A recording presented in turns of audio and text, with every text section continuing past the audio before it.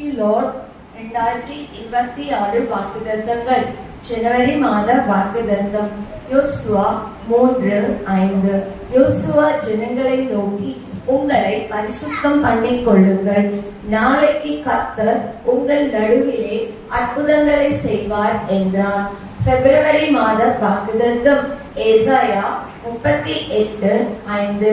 நீ போய் எசேக்கியாவை நோக்கி, உன் தகப்பனாகிய தாவீதின் தேவனாய் இருக்கிற கர்த்தர் சொல்லுகிறது என்னவென்றால், உன் விண்ணப்பத்தை கேட்டேன், உன் கண்ணீரை கண்டேன். இதோ உன் நாட்களோடு 15 வருஷம் கூட்டுவேன். மார்ச் மாத வாக்குத்தத்தம் லூக்கா 19:9. இயேசு அவனை நோக்கி, இன்றைக்கு இந்த வீட்டுக்கு ரட்சிப்பு வந்தது, இவனும் ஆபிரகாமுக்கு குமாரனாய் இருக்கிறானே. ஏப்ரல் மாத வாக்குத்தத்தம் 147 சங்கீதம் வசனங்கள் 13, 14, 13.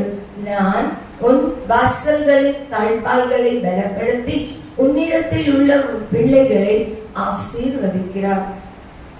14. அவர் உன் எல்லைகளை சமாதானம் உள்ளவைகளாக்கி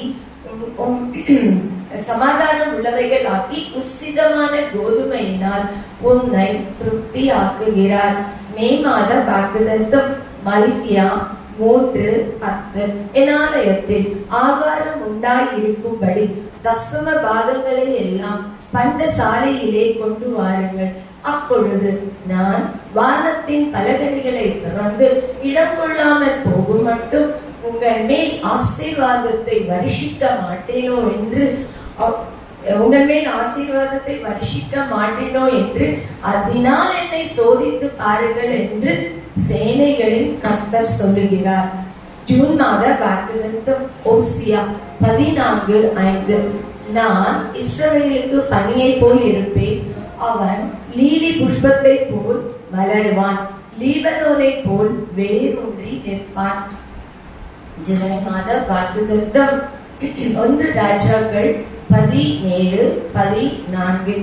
கர்த்தர் தேசத்தின் மேல் மழையை கட்டளையிடும் நாள் மட்டும் பானையின் மா செலவழிந்து போவதும் இல்லை, கலசத்தின் எண்ணெய் குறைந்து போவதும் இல்லை என்று இஸ்ரவேலின் தேவனாகிய கர்த்தர் சொல்லுகிறார் என்றார்.